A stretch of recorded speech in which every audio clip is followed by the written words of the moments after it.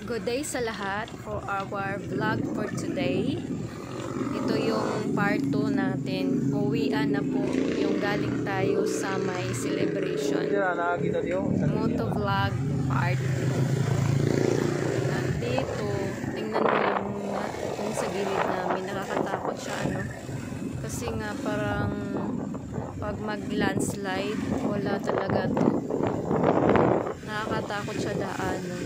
Kasi wala talaga siyang harang. Tapos, para siyang yung bato niya hindi solid.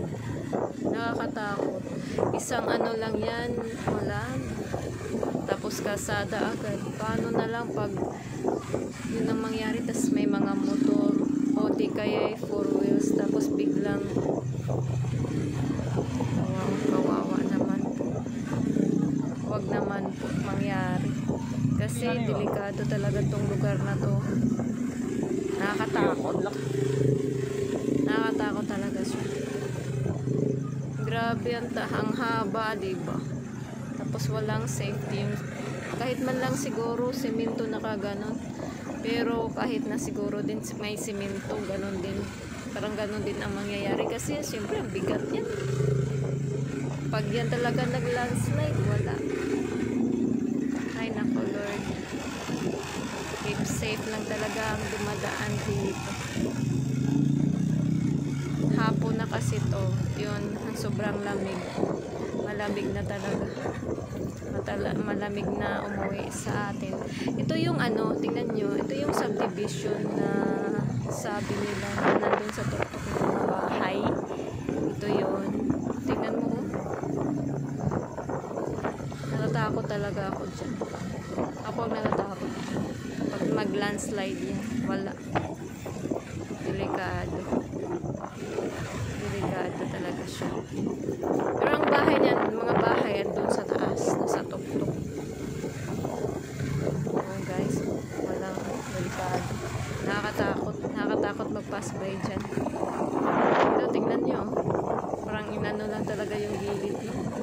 Lataban, nasa Lataban, Liloan pala to. Yung nila, yung pangalan ng place nila.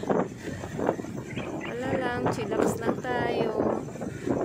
Green na green. Buti dito banda, hindi na masyado. Compare doon sa unahan, grabe diba, nakita nyo naman. Pero sa totoo lang, nag-enjoy ride pa din ako. O, tingnan nyo naman, ang daming puno. Wow, talagang sarap. Sarap sa pakiramdam. Kaso nga lang may takot ako doon banda. Kasi sobra Tapos siya talagang bato. Yung bato niya, hindi pa talaga yung solid. Parang anuhin mo lang, wala na. Nakakatakot doon. Wow. Tingnan nyo yung view. Parang fresh na fresh air. Ang sarap talaga dito banda. Kaso nga lang parang in my own opinion lang ayokong tumira ng ganito dito. Ganito. Natatakot ako in case for emergency lang na purpose. Kasi pag may emergency tayo tas walang matawag agad, mahihirapan po ako. Kaya hindi ko po siya ideal na place na tumira. Pero pag lang bakasyon, wow, solid talaga to siya. Tingnan nyo, diba? Yun. Joyride lang. Samahan nyo kami hanggang doon.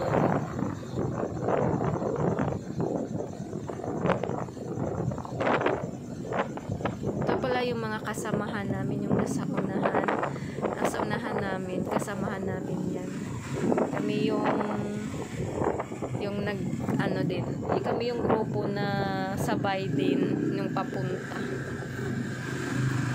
Nag-enjoy lang talaga din kami. Dahan-dahan lang, hindi masyadong mabilis yung takbo namin.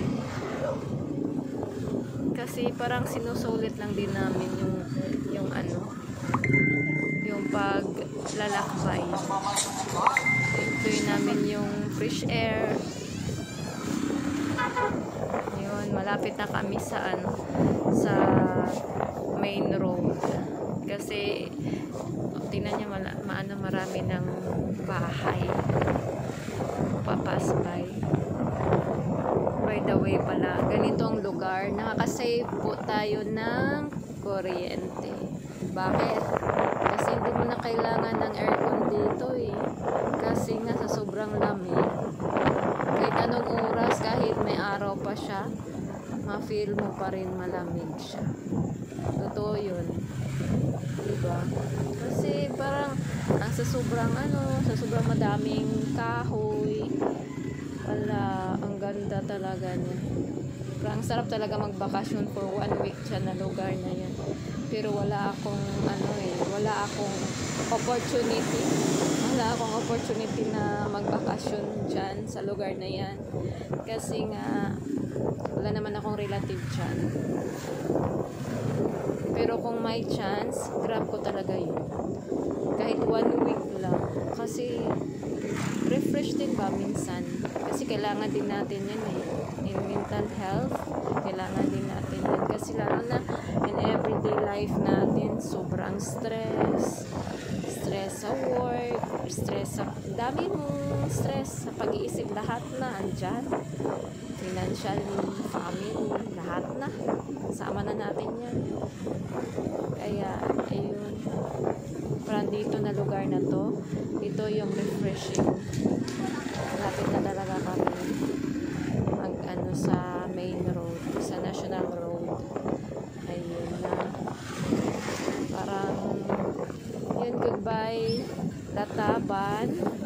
Nag-enjoy po kami sa inyo. At sa susunod po, pag mag-invite ulit yung friend namin, salamat po pala sa invitation. At nagugustuhan at nasasarapan talaga kami doon sa mga pagkain na hinihanda niyo. Salamat po. Salamat po. Ayun na, andito na talaga kami, malapit na kami sa National Road.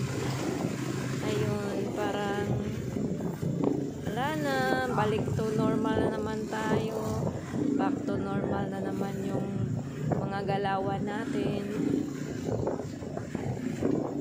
Ayun, kaya natin to.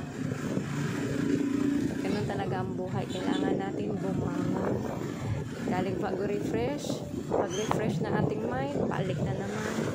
Pagkatapos, pagod ka na naman doon, balik, kailangan mo na magpahinga. Wag lang straight, pahinga din pag may time. Gaya ngayon, ito yung ginagawa namin, pinahinga namin yung aming isipan at katawan. Di po ba? Kailangan natin yun. Kailangan natin paminsan-minsan. Wag lang yung puro na lang work. Nandito na po tayo sa National Road. So, bye-bye muna. Dito lang muna tayo. Bye! Salamat po sa panonood.